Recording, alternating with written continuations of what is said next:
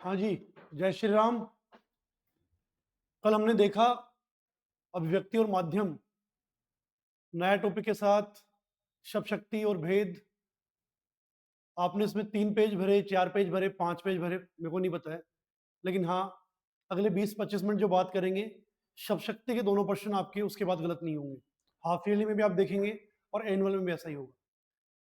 ये माने आप कोई कंपटीशन एग्जाम भी अगर दे रहा हो, आरएएस से लेकर के लास्ट तक का, 4th ग्रेड तक का, तो भी अगर शब्द शक्ति उनके टॉपिक है तो 20 मिनट में जो पढ़ेंगे उसके बाहर नहीं जाएगा। एग्जाम्पल भी आपको वही देखने हैं जो भी हम बात करने वाले हैं, उसके अलावा एक्स्ट्रा एग्जाम्पल की आवश्यकता भी नहीं पड़ेगी। आओ,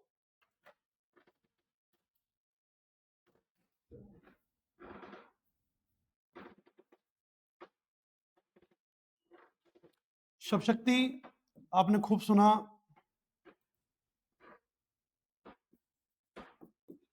कोई भी वर्ण है, वर्ण वर्ण जब साथ में आएगा तो उसे शब्द बनाएगा।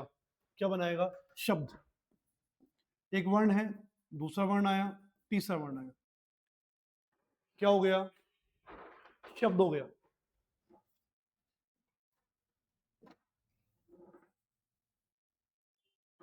तो क्या देख रहे हैं आज हम? शब्द शक्ति देख रहे हैं। शब्द की शक्ति, शब्द शक्ति। केवल इतने में भी काम हो सकता है। आपने इतना सा पढ़ लिया, शब्द की शक्ति अर्थात शब्द शक्ति परिभाषा ठीक है, पर इसमें और क्या बदलाव कर सकते हैं वो देखेंगे। ये अक्षर जब यहां पे थे कोई भी, तो उनका कोई अर्थ नहीं था, पर साथ आए तो अर्थ बन गया। नमन है, नम है, मन है, चल है, अब सबका अर्थ है।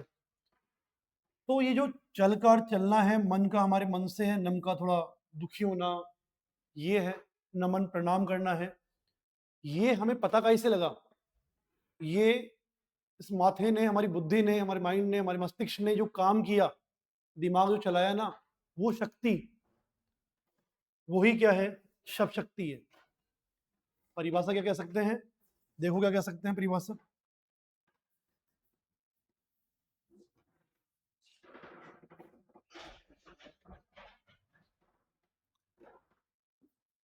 ज्यादा नहीं पढ़ना है, बस अच्छा पढ़ना है, ये ध्यान रहे हमेशा। क्या? शब्द का अर्थ जिस बुद्धि से, शक्ति से, व्यापार से, कार्य से पता चलता है उसे क्या बोल देंगे? शब्द शक्ति बोल देंगे। तो क्या शब्द बताए हैं? शब्द का अर्थ जिस बुद्धि, शक्ति, व्यापार या कार्य। शब्द का अर्थ जिस बुद्धि, शक्ति, व्यापार या कार्य से पता लगता है उसे ही हम बोलते हैं शब्द शक्ति। और रिक्त स्थान जो आएगा आपका एमसीक्यू में आता है तो यही दिया हुआ आएगा। केवल आप शक्ति लिखेंगे तो भी सही है, लेकिन आपका स्तर जो है, आपने पढ़ाई जो है किस लेवल तक की है, कौन बच्चा वीक है, कौन एग्जाम हॉल में नकल करके ये जवाब लिख रहा है, कौन स्वयं से खुद से लिख रहा है, कब पता लगेगा? जब आप ये सब बताएंगे। आप ऑप्शन में रिक्त स्थान पूर्ति में ये सब लिख सकते हैं, कोई दिक्कत की बात नहीं। बुद्धि, शक्ति या व्यापार या कार्य से शब्द का अर्थ पता लगता है उसे बोलते हैं शब्द शक्ति। क्या परिभाषा बनी? शब्द का अर्थ जिस बुद्धि, शक्ति, व्यापार, कार्य से पता लगता है उसे ही शब्द शक्ति कहते हैं। आ जाओ दूसरी बात देखते हैं। शब्द का अर्थ हर बार वही रहे ये जरूरी नहीं है। एक बार के लिए हमने कहा बाहर गाय खड़ी है, रोटी दे दो। अब सामान्य गाय की बात हो रही है, किसी ने भी घर में से उसको रोटी दे दी। दूसरी बात, किसी के व्यवहार को देखा, उसके लिए हमने कहा ये तो एकदम गाय है, वो लड़की है और बहुत शालीनता से रहती है, बहुत कम बोलती है, सीधी है एकदम, तो हम क्या बोलेंगे? हाँ तो एकदम गाय है, बहुत बोली है, यानी वो भोली, वो अच्छी, वो सज्जनता। गाय भी तो ऐसी होती है, हमारा डंडा वंडा कुछ भी नहीं है, बस ऐसे किया तो वैसे गर्दन घुमा के चली जाती है। कुत्ता है, एक गाय का भाई जो है बेल सांड, उसको करो ऐसे, ऐसे दिखाएगा सिंह आपको सामने से, है ना। तो शब्द का अर्थ जो है वो अलग अलग स्थानों पर अलग अलग हो सकता है। वही गाय जो थी वो एक जानवर थी, और वही गाय हमने एक इंसान के लिए, एक लड़की के लिए, एक महिला के लिए काम में ले ली। तो इस आधार पर शब्द शक्ति के भेद हो गए। कितने हो गए भाई साहब? 3 हो गए। आ जाओ, 3 हो गए, केवल 3 लिखोगे। शब्द शक्ति के स्पेस भेद है, 3 है, काम हो गया, कोई दिक्कत नहीं है। पर बता दो तो उसमें क्या दिक्कत है?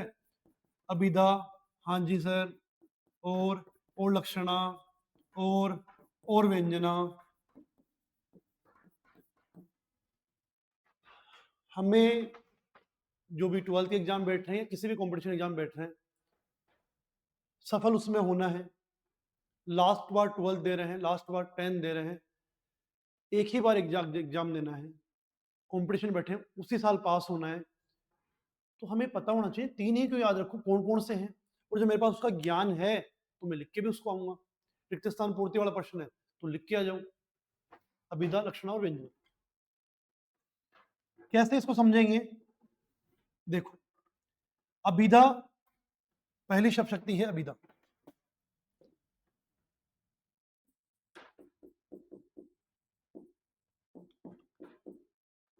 अभिधा में भी 3 से 4 शब्द याद रखने केवल। जिस शब्द शक्ति में क्या अभिधार्थ, जो इसका नाम है अभिधा, और अर्थ इसमें लगा दो, क्या बन गया? अभिधार्थ।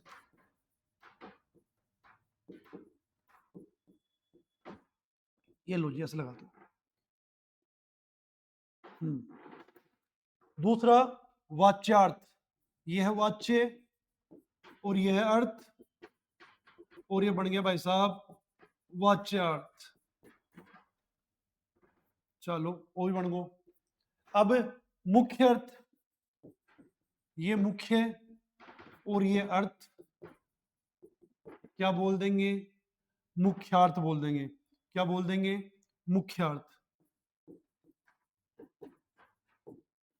और भी याद करो तो ये लो मूल अर्थ, और याद कर लो कि हमें तो कुछ भी बचना नहीं चाहिए, सारा बता दो सर, उसके बाहर नहीं जाना चाहिए।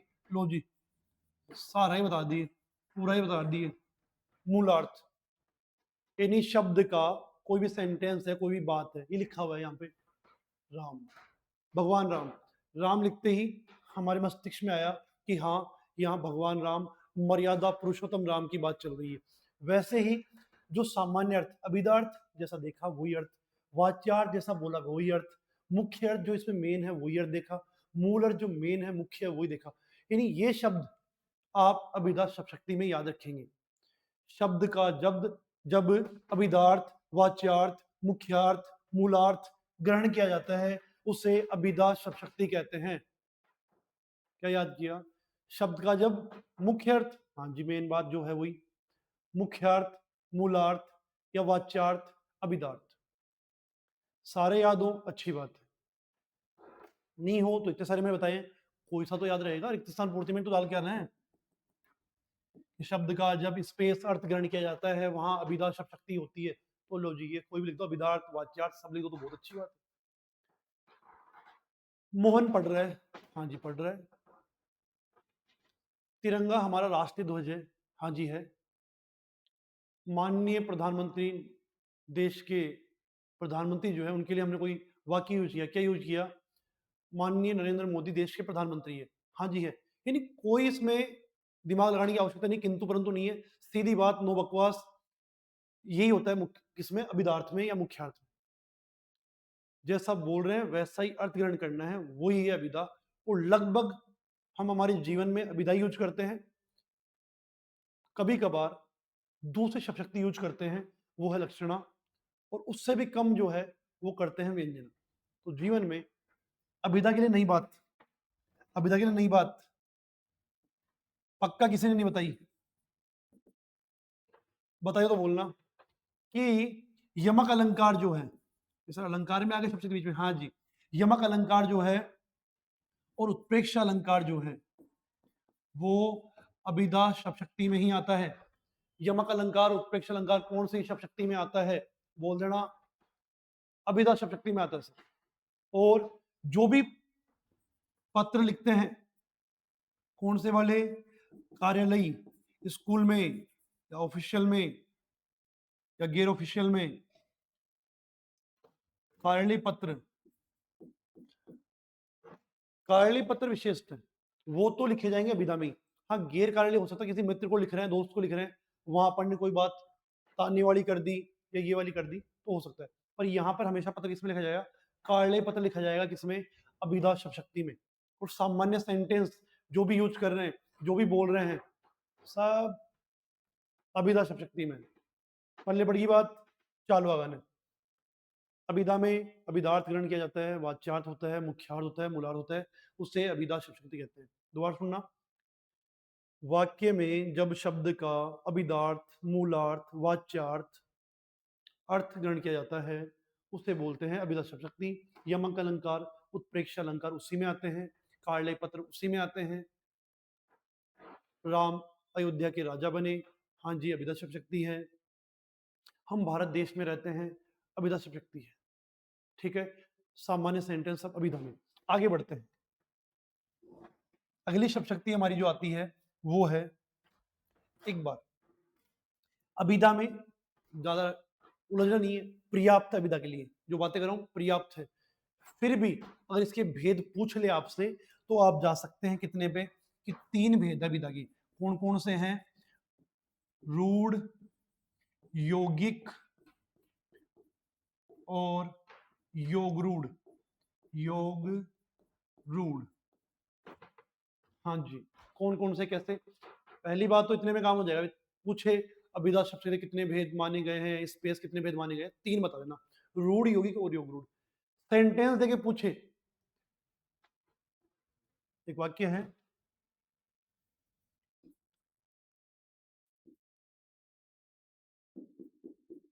अंकित विद्यालय गया। अब अंकित जो है विद्यालय गया, सामान्य बात है। पहली बात अभिधा शब्द शक्ति है, अभिधा शब्द शक्ति है। यहां पे रेखांकित किया हुआ आ गया अंकित पे, कि रेखांकित पद में कौन सी शब्द शक्ति है, अभिधा है। पर आपने और स्पेशल बताना चाहा तो उसमें कर दिया, उसका भी कौन सा भेद है? रूढ़ है। रूढ़ किसे कहते हैं? कि जो भी शब्द है उसका कोई टुकड़ा नहीं हो सकता, उसका कोई दूसरा अर्थ नहीं हो सकता, एक ही अर्थ रहेगा, शब्द का टुकड़ा नहीं होगा, वो है हमारा रूढ़ शब्द, परमानेंट शब्द। कौन सा? पानी, घड़ी, शेर, आम, ये वो शब्द हैं, लगभग लगभग बहुत सारे शब्द हैं ऐसे, पंखा, लाइट, पेन। क्या करना है? ऐसे शब्दों पर अंडरलाइन आ जाए और पूछे कौन सी शब्द शक्ति है, अभिधा तो है पर अभिधा में कौन सी है? रूढ़। हाँ, सेंटेंस ऐसे, मोहन तो शेर है, अब शेर पे अंडरलाइन है तो लक्षण में जाएगा, मोहन तो शेर है, यहां मोहन में शेर के लक्षण देखेंगे तो ये बात करेंगे। पर ओनली ये कहा जाए, केवल ये कहा जाए शेरों की संख्या कम हो गई है देश में, जो है शिकारियों ने बहुत सारे शेरों को मार दिया, शेरों को मार दिया, तो वहां पर कौन सी है? अभिधा, अभिधा का रूढ़। यौगिक अंडरलाइन की हुई आगे किस पे? विद्यालय पे। अब विद्यालय में 2 शब्द है, विद्या टुकड़ा हो सकता है, हाँ जी हो सकता है, आल्य भी टुकड़ा हो सकता है, हाँ जी सर हो सकता है। तो जब 2 शब्दों से मिलकर एक शब्द बना हो उसमें हो जाएगी यौगिक, इन योग हो गया, जुड़ गया, यौगिक हो गई, है तो अभिधा ही।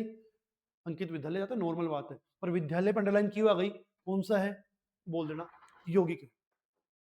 तीसरी बात देखो, अब है योग रूढ़, यानी योग भी होना चाहिए, 2 शब्द भी होने चाहिए और रूढ़ भी होना चाहिए, उसको बोलते हैं योग रूढ़। योग यानी मेल हो गया, ये हो गया मेल विद्या और आल्य का, और रूढ़ यानी जैसे परमानेंट, एक ही अर्थ निकले, ऐसे वाला, घड़ी का मतलब घड़ी होता है, शेर का मतलब शेर होता है, उसे बोलेंगे योग रूढ़। सभी देवी देवता इसी में आते हैं, जैसे महादेव, महादेव सृष्टि के रचनाकार हैं, रचनाकार है, प्रलयंकर है। तो महादेव पे लाइन आ गई।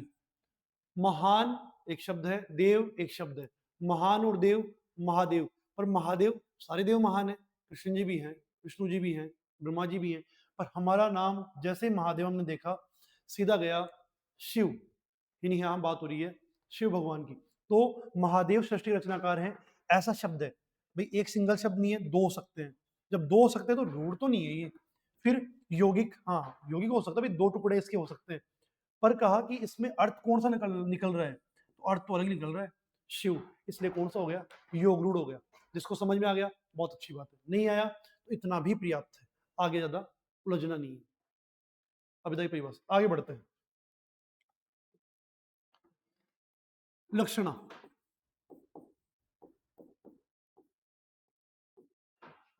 लक्षण में क्या किया, मुख्य अर्थ में बाधा होगी। अभिधा तो काम चल नहीं रहा, फर्स्ट थी अभिधा, अभिधा से काम नहीं चला, तुम किस में आ गए, लक्षणा में आ गए। तो क्या कहा, मुख्य अर्थ में बाधा हो या अभिधा में बाधा हो, मुख्यार्थ में बाधा होने पर, मुख्यार्थ में बाधा होने पर क्या करेंगे, जो शब्द रहेगा उस शब्द के लक्षण के आधार पर, लक्षण के आधार पर अर्थ ग्रहण करेंगे।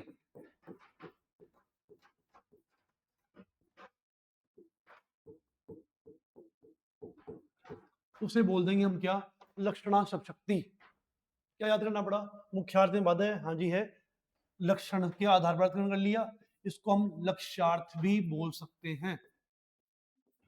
ठीक है, चलो इन लक्षणा में केवल एक वर्ड ध्यान रखना है, लक्ष्यार्थ या लक्षण के आधार पर। इसके भी भेद होते हैं, कौन से होते हैं, कौन से हो गए भाई, देखो भाई कौन से हो गए, रूढ़ी और प्रयोजनवती। इसमें उलझ जाते हैं सर, ये पल्ले नहीं पड़ी हमारे, कौन सी रूढ़ी है और कौन सी प्रयोजनवती है, तो मत उलझो। अभी मैंने बात की, रूढ़ी कौन सी हो जाएगी, रूढ़ी वो है जिसमें कोई शब्द था, उसका एक अर्थ था, परमानेंट अर्थ था। ठीक है, आम, मोहन, शेर, कोई भी हो सकता है, पत्थर। जैसे ही हम लक्षणा शब्द शक्ति, पहले तो क्लिक करें भी, यहाँ अभिधा है, लक्षण है, सेंटेंस समझ में आई, लक्षण आ गए। लिख देता हूं मैं एक, जो एग्जांपल लिख रहा हूं ढंग से ध्यान रखना, एग्जांपल भी यही छपेंगे वहां पे। लाला लाजपत राय पंजाब के शेर थे, हाँ जी शेर थे। तो यहां अंडरलाइन है, वाक्य में शब्द शक्ति का प्रकार बताइए। तो आप सच में लाला लाजपत राय इंसान है, आदमी है, शेर जानवर है, तो वो तो नहीं हो सकते। तो यानी यहाँ पर अभिधा तो नहीं है, सीधी बात तो नहीं है। शेर के लक्षण उनमें होंगे, वो डरते नहीं थे, निडर थे, उन देश के लिए, देश की आजादी के लिए खूब लाठियां खाई है, खूब अंग्रेजों से संघर्ष किया है, इस कारण उनको शेर बताया। यानी शेर के लक्षण है। जैसे ही शेर क्लिक हुआ, हमारे दिमाग में आया कि वो क्या है, बहादुर है, ताकतवर है, उनका डेमो है, शेर का जैसे डेमो रहता है ना, वैसे डेमो है उनका। तो शेर क्लिक करते ही बहादुर या ताकतवर ही आएगा, ऐसे नहीं आएगा भी कमजोर है, यानी ये हो सकता है, मीडियम हो सकता है, क्लिक वही करेगा। ऐसे ही मैंने उसको कितना मनाया, पर वो मानता नहीं है, उसका दिल तो क्या है, पत्थर है। ऐसा कैसे सर, दिल कैसे पत्थर हो जाएगा, यानी पत्थर तो नहीं कह रहे, पत्थर कैसा, कठोर। जैसे पत्थर की बात हुई, हमारे सामने क्लिक हुआ कठोर। तो ये कौन सा हो गया कि जब जो भी लक्षणा का शब्द हम देखें, उसमें लक्षण में सीधा सीधा निकल के आ रहा है, पता लग रहा है, फिक्स है, एक ही रहेगा, वो हो जाएगी हमारी रूढ़ी लक्षण। रूढ़ी लक्षण की लक्षणा शब्द शक्ति में जब शब्द का कोई रूढ़ अर्थ ग्रहण किया जाए, रूढ़ नहीं परमानेंट फिक्स, यही हो सकता है। बाकी और जो प्रयोजनवती देखेंगे उसमें फिर भी थोड़ा बहुत दिमाग लगाया जा सकता है, पर यहाँ पे क्लिक सीधा हो जाएगा। ऐसे बोले उसका हृदय तो फूल है। अब फूल कैसा है? कोमल। तो फूल के नाम क्या आती है, आपको क्या क्लिक करेगा? कोमल है। और कोमल जब आपको क्लिक किया तो भी कौन सी है? रूढ़ी है, जो पता है, आपको बहुत अच्छे से समझ में आ गई। आ जाओ, दूसरी है प्रयोजनवती। प्रयोजन मतलब परिस्थिति, सिचुएशन। सिचुएशन के हिसाब से, सिचुएशन के परिस्थिति के हिसाब से जब अर्थ ग्रहण करेंगे तो उसे बोल देंगे प्रयोजनवती लक्षण। कैसे हो जाएगा? देखो, कहा जाए आपसे कि मैं गंगा पर रहता हूं, ऐसे, और आपसे पूछे वाक्य में कौन सी शक्ति है, तो गंगा पे रहता हूँ। गंगा पे तो भाई स्नान के लिए जा सकते हैं, पूजा पाठ के लिए जा सकते हैं, रहने का काम तो नहीं होगा। तो मेरा कहने का मतलब था मैं गंगा के आसपास रहता हूँ। ऐसे कोई बोले मैं स्टेशन पर रहता हूँ, तो स्टेशन पे नहीं रह सकता, स्टेशन के आसपास रह सकता है। तो ये हमें थोड़ा विचार करना पड़ा, सोचना पड़ा। यहाँ पत्थर बोलते ही कठोर है, फूल बोलते ही कोमल है, शेर बोलते ही बहादुर है, पर यहाँ पर गंगा पर रहते हैं सर, ऐसे कैसे? अच्छा, गंगा नदी के आसपास रहते हैं। ऐसे ही सैनिकों ने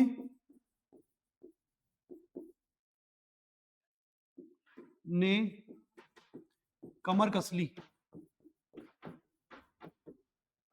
अब कमर कस ली मतलब बेल्ट थोड़ी बांध लिया, नहीं, कमर कस ली, वो तैयार है।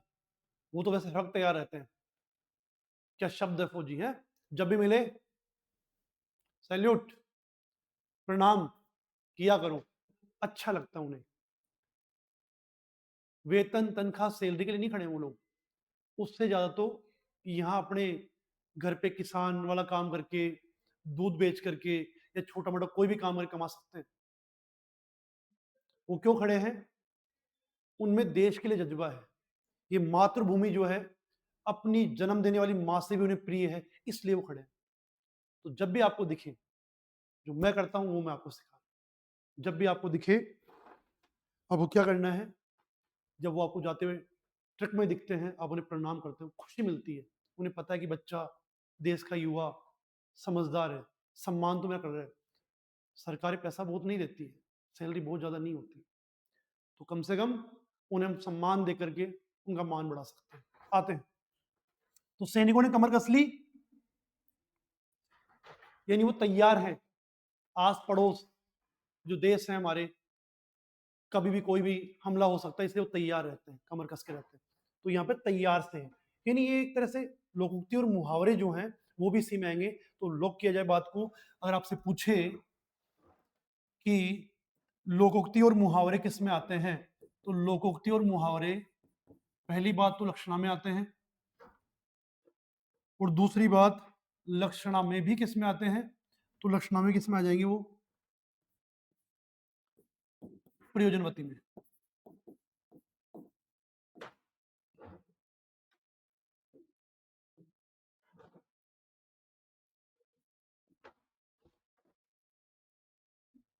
सैनिकों ने कमर कस ली है, या पुलिस को देख करके, पुलिस नहीं होता वैसे पॉलिस होता है, शुद्ध पी ओ अंग्रेजी में भी है, और हमें भी पो लिखना चाहिए, पॉलिस, यही शुद्ध रूप है। ठीक है, तो पॉलिस को देखकर, पॉलिश पॉलिश नहीं है, वो शह है, ये सह है। पॉलिस को देखकर चोर 9 2 11 हुए। अब 9 और 2 11 कैसे होंगे? 9 चोर थे, फिर 2 एक्स्ट्रा आ गए, 11 हुए, नहीं, 9 2 11 नहीं, भाग गए। तो भाग गए तो क्या हो जाएगा? इसमें भी हो गया, पुलिस को देख चोर 9 2 11 हो गए, यानी भाग गए। जब ऐसे आपको कोई मुहावरा लोकोक्ति मिले तो प्रयोजन है, सिचुएशन है, परिस्थिति है। ऐसे ही हम बात कर ले, सरदार पटेल तो लोह पुरुष थे।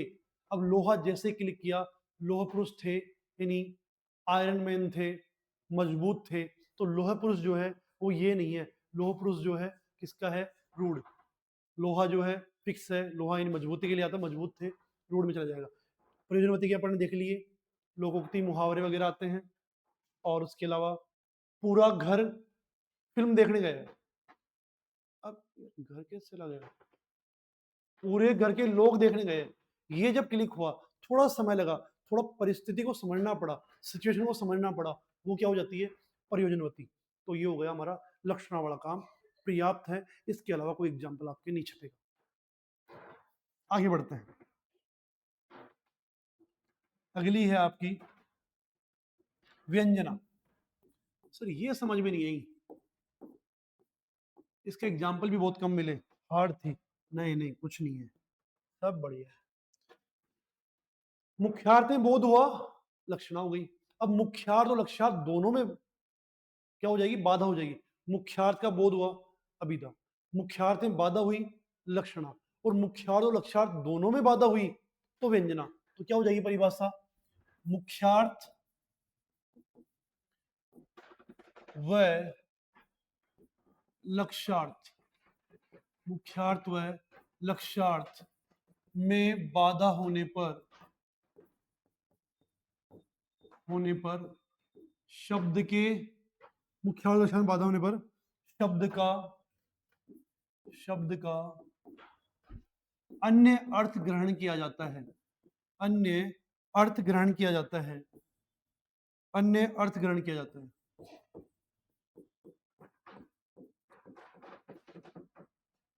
इसे क्या बोलते हैं? व्यंजना शक्ति। तो कहां पर करना अपन वो? अन्य अर्थ पे। अन्य अर्थ ग्रहण किया, ये ध्यान रखना है। मुख्यार्थ और लक्ष्यार्थ में बाधा होने पर अन्य अर्थ ग्रहण करेंगे। इसके भी भेद है क्या? हाँ, इसके भी भेद है। कौन कौन से हैं? देखो जी, शाब्दी व्यंजना। अब काम आ गए हमारे शब्दालंकार और अर्थालंकार। अब हमारे काम आ गया शब्द श्लेष और अर्थ श्लेष।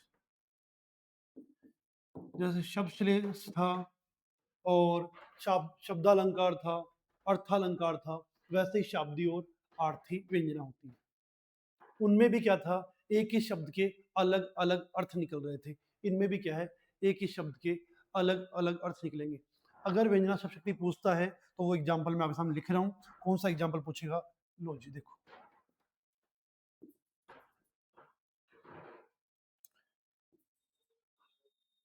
चीर जीवो जोरी जुरे।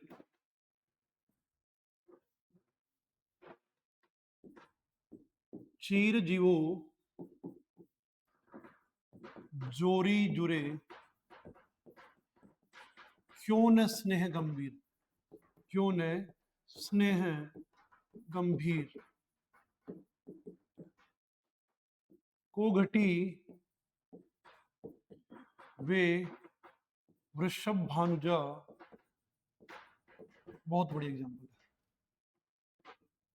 वे हलधर के वीर।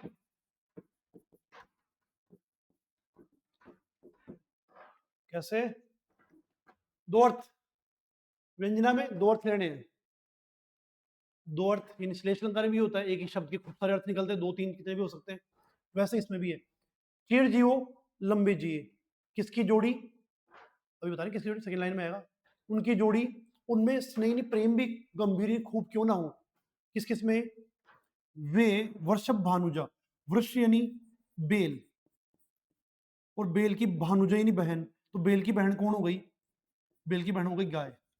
ठीक है, तो वृक्ष यानी बेल और बेल की बहन हो गई गाय। एक बात तो ये हो गया। हलदर, हल को धारण करने वाला। हल को धारण कौन करता है? बेल। तो गाय में और बेल में क्यों स्नेह न हो, क्यों उनकी जोड़ी न जिए? जीनी चाहिए खूब बढ़िया से। हाँ, तो ये हो गया हमारे क्या, एक अर्थ तो ये हो गया। दूसरा देखना, लंबा जिए, उनकी जोड़ी अमर रहे, प्रेम भी खूब रहे। किस किस में? वर्षभ भानु। वर्ष भानु कौन थे?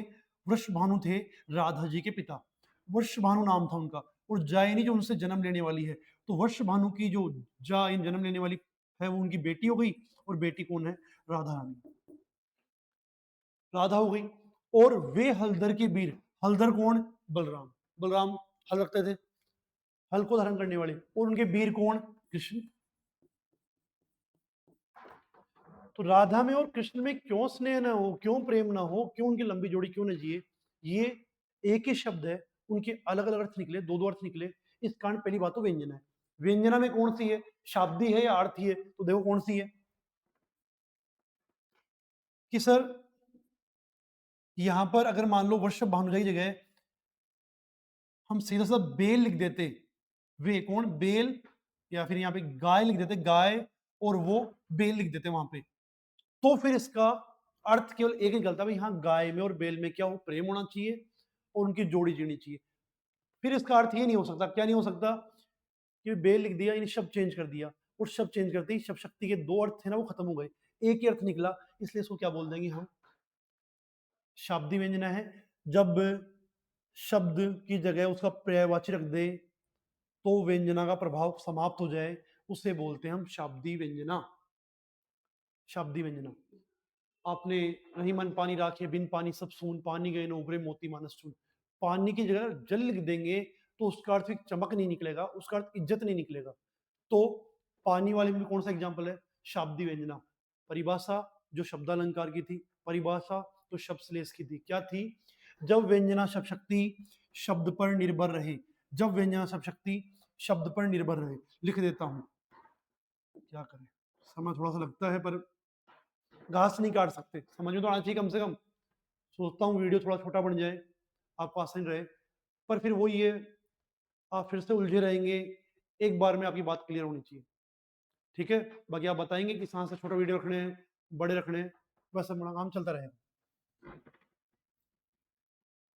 तो इन्होंने क्या कहा, शाब्दी व्यंजना में व्यंजना शब्द शक्ति, व्यंजना शब्द शक्ति जब शब्द पर निर्भर रहे, जब शब्द पर निर्भर रहे, शब्द का पर्यायवाची, पर्याय, शब्द का पर्यायवाची रख देने पर, रख देने पर व्यंजना का, व्यंजना का प्रभाव समाप्त हो जाए, हो जाए, वहां क्या हो जाएगी, शाब्दी व्यंजना हो जाएगी। क्या कहा, व्यंजना शब्द शक्ति जब शब्द पर निर्भर हो, शब्द का पर्यायवाची रख देने पर व्यंजना का प्रभाव समाप्त हो जाए, वहां होती है शाब्दी व्यंजना। परिभाषा नहीं पूछेगा, फिर भी पूछे तो ये पर्यायवाची वर्ड ध्यान रखना और प्रभाव समाप्त हो जाए ये ध्यान रखना। एग्जाम्पल मैंने ये लिख दिया आपको, ये फिक्स कर ले, लोग कर ले। इसके अलावा अगर हो नहीं होगा, इसके अलावा यही होगा, हो व्यंजना में से तो पानी गए उबरे वाला हो सकता है, और मेरी भवबाधा हरो राधा नागरी सोए, जातन की झाई परे शाम हरि दुती हो। पर आपके लिए ध्यान रखिए भाई व्यंजना में एक ही शब्द के दो दो अर्थ निकल सकते हैं। यहाँ पे अपन ने देख लिया, जो ये लोग कोई बात कहते हैं और उसके दो दो अर्थ निकलते हैं, डबल मीनिंग में बात करते हैं, वो सब कैसी बातें होती है व्यंजना में, कहा कुछ है पर अर्थ उसका वो अलग लग रहा है। उन्हें कहा अलग अर्थ में है पर सामान्य रूप पे, सामान्य रूप में क्या हो जाता है, सामान्य बच्चा उसे सामान्य अर्थ समझेगा और दूसरे जो है अलग अर्थ निकलेंगे। तो जब दो दो अर्थ निकले एक ही बात के, वो हो जाता है ये शाब्दी व्यंजना। अब आते हैं आर्थी व्यंजना में।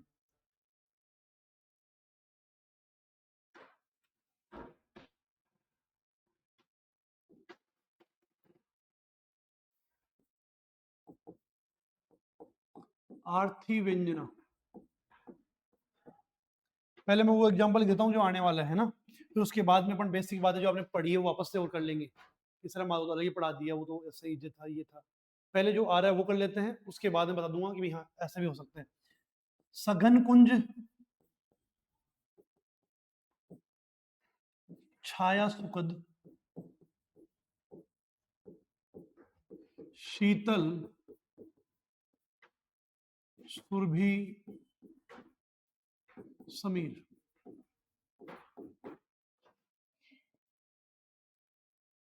सखन, सघन कुंज यानी घना जंगल है, सघन कुंज छाया सुखद, छाया भी सुखद है, सुख देने वाली है, शीतल ठंड ठंडी हवा भी बह रही है, सुरभि यानी सुगंधित, समीर यानी हवा वायु। सघन कुंज छाया सुखद शीतल सुरभि समीर, मनु हवे, मनु हवे आज वहां जे यमुना के तीर। अब इसमें आर्थी व्यंजना है। कैसे है कि नॉर्मल गोपियां हैं जो श्री कृष्ण के साथ यमुना किनारे बैठा करती थी। आज फिर से वैसा मौसम है, उनका मन कर रहा है कि हम यमुना के किनारे जाकर बैठे। घना जंगल है, छाया सुख देने वाली है, ठंडी और सुगंधित हवा बह रही है, वायु बह रही है। मन होता है आज वहां जाने का। कहाँ पे? यमुना किनारे। तो सीधी बात तो है, मन हो रहा जा सकती है। पर दूसरा अर्थ इसका ये है कि उनका मन किससे मिलने का हो रहा है? कृष्ण से मिलने का हो रहा है। तो सामान्य अर्थ समझा तो एक ही अर्थ था, पर जब दिमाग लगाया गया कि अच्छा ये कहना चाहिए कि हमें तो कृष्ण से मिलना है, उनसे मिलने का हमारा मन हो रहा है, तो दो अर्थ रहे तो व्यंजना हो जाएगी। अब आर्थ व्यंजना क्या हो जाएगी? इनमें कोई सा भी शब्द चेंज कर दो। शीतल की जगह ठंडा लिख दो, सुरभि की जगह सुगंधित लिख दो, समीर की जगह वायु लिख दो, यमुना की जगह जमुना लिख दो, तो भी अर्थ नॉर्मल एक दिखा, और दूसरा अर्थ क्या निकलेगा? हाँ वो कृष्ण से मिलना चाहती है। आरती में क्या हुआ? शब्द को चेंज किया। ये जो आपने एग्जांपल देखे वो देख लो। नल आ गया, सुबह सुबह कहीं नल आ गया या कहीं पानी आ गया, एक ही बात है, कोई दिक्कत नहीं है। उसके अर्थ अलग अलग लगाए जा सकते हैं। जैसे नल आ गया, नॉर्मल मम्मी ने क्या कहा? नल आ गया है, पानी आ गो। जैसे पापा ने सुना, मम्मी ने क्या इतना कहा था? नल आ गो जे, पानी आ गो जे। पिताजी ने क्या समझा? अच्छा पेड़ पौधों में पानी लगाने के लिए बोल रहे हैं, हाँ लगा रहा हूँ लगा रहा हूँ। उधर दूसरी तरफ बेटी ने सुना, सिस्टर ने सुना, पानी आ गया है, हाँ लगा रही हूँ पोछा। वहां पे वो अर्थ निकला। तीसरी बात, यही बात बेटे ने सुनी तो वहां था, अरे आज तो ना ले संडे है। तो एक ही बात थी पर उसने अलग अर्थ निकाला। नॉर्मल का आ गया, नल आ गया है, पानी आ गुजे, थोड़ा ताने में कहा पानी आ गया है, पिताजी ने अलग अर्थ निकाला। बेटा सोचे भाई नहाने के लिए बोल रहे हैं, बेटे ने कहा पोछा लगाने के लिए बोल रहे हैं। मम्मी ने ये तीनों ही नहीं बोले थे। क्या बोले थे? ताजा पानी आ गया है, एक अच्छी कड़क चाय पीनी है मेरे को, कोई डिस्टर्ब नहीं करेगा, है ना? तो ऐसे एक ही बात में क्या हो गए, तीन तीन अर्थ निकल जाए। उस शब्द को अपन ने चेंज किया पर कोई प्रभाव नहीं पड़ा ना, उसको हम क्या बोल देंगे? आर्थी व्यंजना बोल देंगे। संध्या हो गई है, ये भी आपने सुना होगा, देखा होगा एग्जाम्पल। संध्या हो गई या शाम हो गई।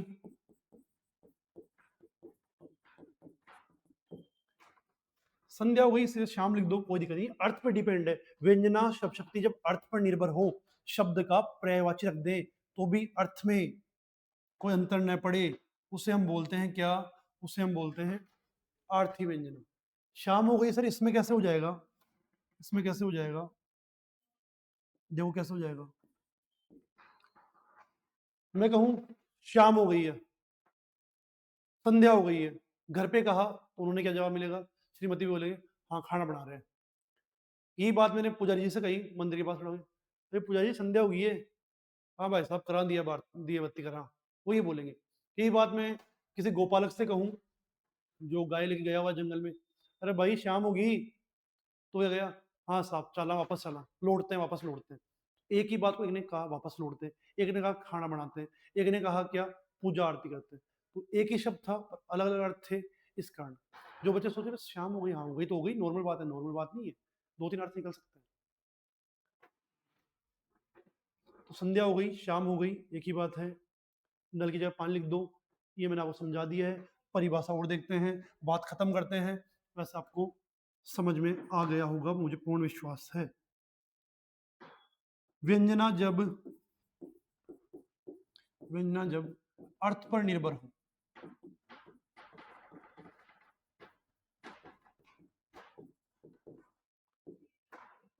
शब्द का पर्यायवाची